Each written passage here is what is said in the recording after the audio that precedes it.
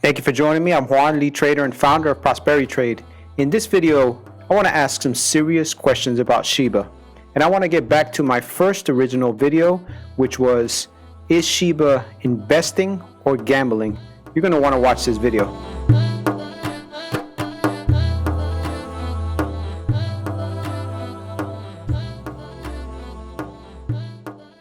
Okay, so let's ask ourselves, when we invest in a company, what are we doing? What's our intentions? What is the difference between investing and gambling?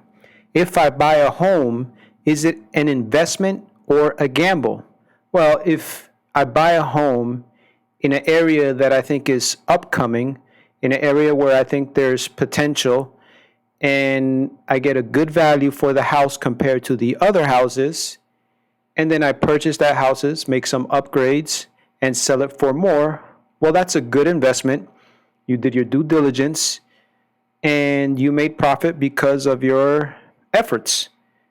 At the same time, the economy in that area can collapse, just like Detroit in the past, and that value and the value of that home can drop significantly, even though you did your due diligence and you tried your best to make a great investment. That's just the risk that already comes with investing. So there's already risk when you invest, but it's your job to minimize that risk. And that's what it boils down to. That's what investing is. You're basically trying to find the least riskiest company. You want to minimize the risk by doing your research. So when I want to invest in a company, I look at the free cash flow. I look at the business. Is it simple to understand? Is it something that's going to be around? Is it something that's needed?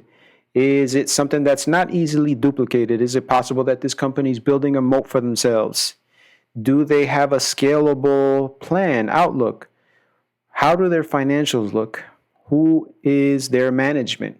There's just a ton of questions that you have to ask yourself and you have to research before you put your hard-earned money in this company. So what's going on with these altcoins? And I admit I've done several videos as a spectator. I mentioned in every video that I'm just watching. It's fun to watch. It is, because I totally understand a person wanting to invest a couple thousand and make a few million in a few years. It's a nice dream. It's the lottery mentality, and it's wanting to get out of debt and be debt free. I understand that, but we have to call this what it is. We have to call it high risky gambling, or it's not really investing. So why is it not investing? Well, let's look at a few things, compare it to past failures. So let's look at history and look at past failures, and let's just try to see where all of this is going, ask some serious questions about Shiba INU and specifically, and try to come up with a solution.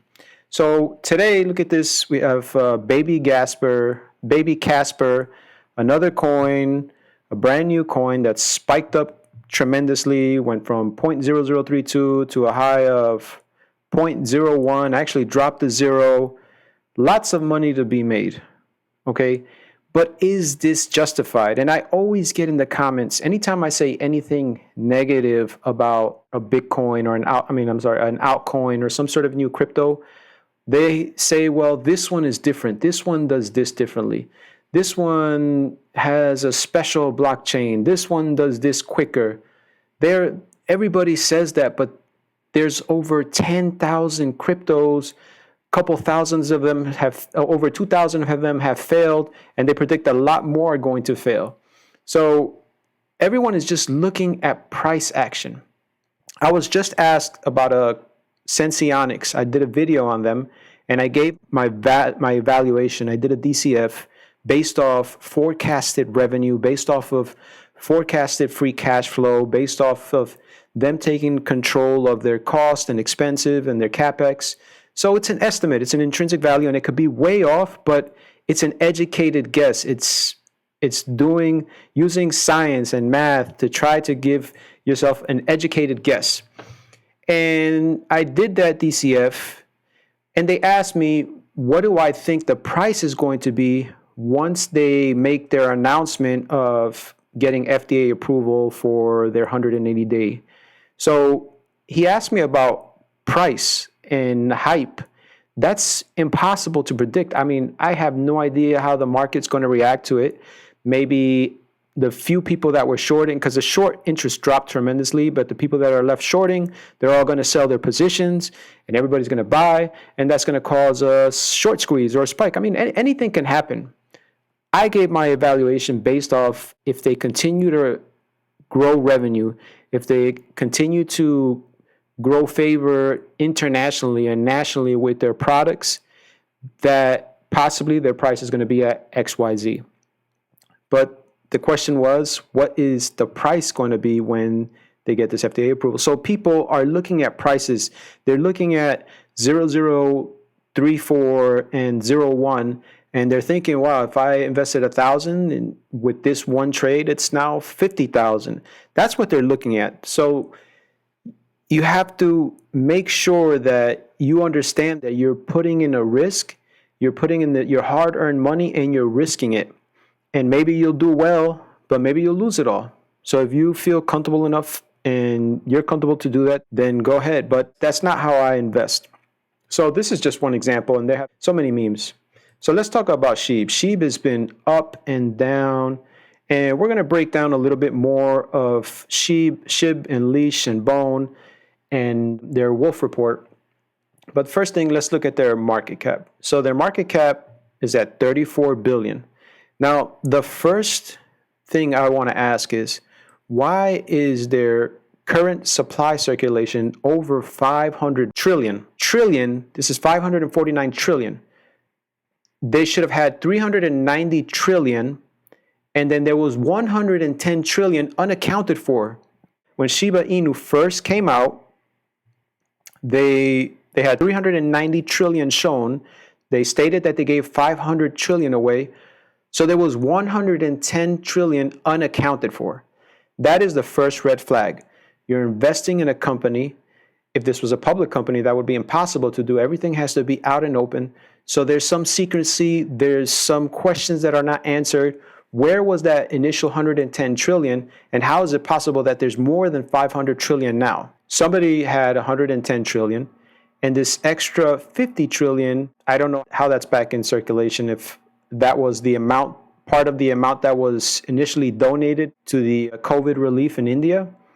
But this is the first red flag. So there's an increase in tokens. Okay, so here, if we look at the circulation, so here is the 41%, that's the black hole, and that was what was burnt. See the 410 million? This is what the Ethereum VP, CEO, he sent these to burn, they were burnt. So the rest, the 90 billion, they were given in charity. So is it those 90 billion are back in circulation? Did they sell half to raise funds? That's very possible, I guess. But that still wouldn't answer for why when they first came out, they showed that there was 390 trillion. So there was 110 trillion unaccounted for. That's unacceptable if you're investing money. I don't care if you're investing $1,000 or $1 million. These things need to be transparent and clear.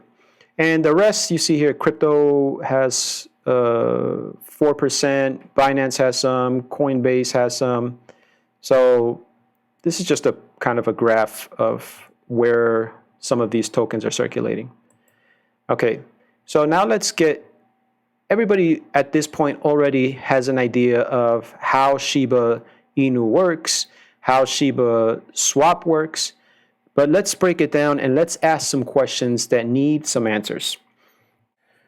So when we go through their Wolf report, the first thing you notice that they talk about their marketing and their SHIB army and their 120,000 holders and their leadership in international chat, social media, influencers, meme marketers. So they deliberately made an effort to make themselves extremely marketable. And it's not to sell a product. It's not to push something that's going to change the world, some sort of new drug. It's to push their altcoin. They donated 500 million to the Ethereum CEO without him knowing. It wasn't a mutual agreement. It was a strategy. It was a strategy. And in the YouTube world, we call this clout chasing. Okay, so let's call things, it's just basically clout chasing. What they are saying, the way you make money with SHIB, right? Because right now, the only way your position becomes more profitable, it's not because of utility, it's because of community. It's because of supply and demand. It's because of hype, right? There's no utility towards it right now. It's basically, I'm buying it, and in order for me to make money, someone else needs to think that if they buy it at the price that I bought it at, they can sell it for a higher price, right? That's not investing. That's if you buy a house and it sits there for 5 years, more than likely the value is going to increase whether someone else is willing to pay higher or not. If you and the same thing with when you invest in a company, you buy stocks, and let's say nobody trades it for the next 5 years. Well, that company during that 5 years could have done numerous things to make themselves more profitable, worth more, increase their cash flow, give you dividends, buy back shares, done a bunch of things. So at the end of the 5 years, you don't care. You didn't depend on people buying and selling and hype and supply and demand because the value of that company increased, so your stock increased. And the same thing with the house. So right now, in order for you to make profit or money with SHIB, you have to bury it to gain stake. What they say, to stake your tokens is to bury it. If you bury SHIB, you get X SHIB. If you bury leash, you get X leash. If you bury bone, you get T bone. You do this and they reward you with bone. Okay. So is there really value if you have to bury it, stake it in order for it to increase in value? Then there's no utility. It's just burying it and you're hoping that it increases in value. So how does this reward work? So as you bury the SHIB, you bury it, you're given 3% of the bones minted per block. What is this bones minted per block? Okay, well, let's look at here. Bone is the main token of ShibaSwap. Well, it has a maximum life of 250 million tokens. So that's the first thing. You get 250 million tokens. So ShibaSwap goes live the first 2 weeks starting, and there will be 1,000 bones emitted per block, and then it'll go down to 100 per block. So bones per block is 100 bones per block. So as this is being minted, there's 100 bones per block being minted, and 3% is given back to all the investors.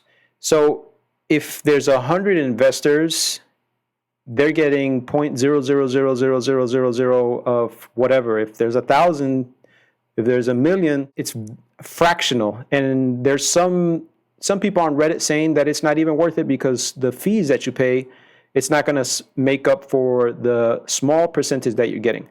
But you're getting bones and you're getting 0.3 of Ethereum transaction fees. And then they give you 33% immediately and lock the rest up for 66%. Okay, and then for Dig, there's something similar, bones minted per block. I don't want to get too deep into this. It can be, it's all available online. But the first question is, why only 3% of the 250 million tokens? Who gets the rest? Why do they keep such a large amount? I mean, do they have so many fees that that's what they have to keep and only give us 3%? So why give us such a small amount to disperse between the rest of us? What happens if you see there's trillions of SHIB coins and only 250 million bones, and you're receiving bones as you bury SHIB coins and leash? Leash is eventually going to run out because it's very limited, and SHIB is not going to run out, but bones is going to run out. What are they going to do when you run out of bones, which will be pretty quickly since there's so many SHIB coins, so many people trading it, and if they use this ShibaSwap, what happens when the bones are all given out and there's no more bones left? Are they going to make more and pretty much dilute the value of it, then how do they disperse it? So first thing they say, they take a vote for transactions. It's 3 out of 5 people. If 3 people vote for whatever transaction, then out of the 5, then they're allowed to make these transactions. So this is in their Wolf papers. They talk about they have to vote for transactions. So what transactions are they talking about? Are they talking about the transactions that have our incentives? Or are they talking about transactions? They say they can make transactions based off what's best for the community. Then 6 out of 9 votes, they're allowed to make any changes, emergency changes. What kind of emergencies can possibly happen? What are they talking about exactly? So those are a couple questions. Everything goes to bone, eventually runs out. Then there's another part of the Wolf report where they talk about in the multi-sig. There's another part in the Wolf report where they talk about everything is split up 80-20 and then eventually 50-50. But that's not clear. Are they talking about the 97% that bones that they're keeping to pay their staff and their OGs and everybody? Or are they talking about the 3%? So that's not clear. So just based off of those few things, bones will eventually run out faster than anything else. Leash will run out even quicker. Everybody will buy it. And once everybody owns bones, because there's so many SHIB coins, what are they going to do to have incentive of buying SHIB? What would be the point of having SHIB? You can't use it. You can't buy anything with it. There's no utility to it. Are you just hoping that there's more hype and the price increases because everybody wants the dollar dream? So this is what I'm saying. This is not investing. This is risk. This is just dollar in a dream. We look here, this article, more than 1,000 cryptocurrencies have already failed. I compare this to the internet bubble, right? Like if we look at the internet bubble, we look at 1990, how many IPOs? 91, how many IPOs? How much did they get? Average returns in their first day. Okay, look at it starting to increase, and the value, and then until it got closer to the bubble, 446 IPOs compared to 89, and each of them averaging over 70% on the first day. Then 333, then major crash. So many companies crashed, right? But this is what's happening with the altcoins, right? Because every one of these bubbles had a narrative, and everybody ignored the financials, and everybody ignored the cash flow. Nobody cared anybody. No one cared anymore. Nobody was an analyst. They looked at, I just want to buy this, and I want to get this 70%. I want to get this 21% on the first day. I want to get this. And that's what's happening with the altcoins. You're buying something, Doge, SHIB, Fluff, whatever cartoon, and it goes up 5,000%, 10,000%, 100 something thousand percent. Of course, you want to be a part of it, and you're going to have your blindfolders. You're not going to look at fundamentals, or the fundamentals are going to fit your mindset already. You want to get rich off of it. So you're going to read the fundamentals, and it's going to sound like the next best thing. And that's what happened with the bubbles, the internet bubble. So many companies failed.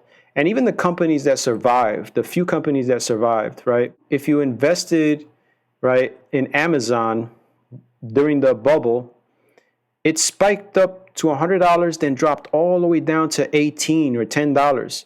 So would you have held at 100 and let it drop all the way to $10 after the burst? Because now they're saying, yeah, if I would have held Amazon, it's at 3,000 now. But would you have gone through that? Would you have, if you put $1,000 at 100 and you had would you let it drop 90%? I doubt it. So even the companies that survived the bubble, which are a few, would you have held on to that major drop? So we showed how the IPOs increased over the years. Look at the cryptocurrencies worldwide, 66, 6,000, 5,000, 6,800. Look at the same thing, same pattern. The bubble burst, IPOs increasing, profits increasing on the first day, then not surviving. Altcoins, same thing, increasing, major returns like Shiba INU, major returns. Then where are they? There's thousands of altcoins that we don't even remember anymore. It was just a little name, somebody posted it, and it hyped for a few months and then it disappeared. On to the next one. So this is what we're doing. We're not really investing. We're just taking a risk. So I just want you to be responsible with your money. I just want you to hold on to your money. And of course, I mean, if you're successful and you get rich off of one of these things, I'm happy for you. It's not for me. It's too much risk. But I just wanted to look at Shiba Inu from a different perspective. I know I've been talking about it quite a bit, but as a spectator, as a fan, it's amazing to watch, because as you see the patterns and the charts and the hype and everything, it's just interesting and curious for me to watch. I enjoy watching it, but you have to know the reality of it and know that it's a big risk. And there's a lot of red flags with Shiba Inu, whether you want to believe it or not. There's a lot of secrecy. They have this secret roadmap. So there's just so many things that are concerning around Shiba Inu that you have to be aware of. Don't let the money that you're making blind you, like the internet bubble burst that happened. Okay, so that was my video. Thank you for watching. Please be nice in the comments. I know this is going to bring a lot of animosity, but thank you for watching, and I hope to see you on the next video.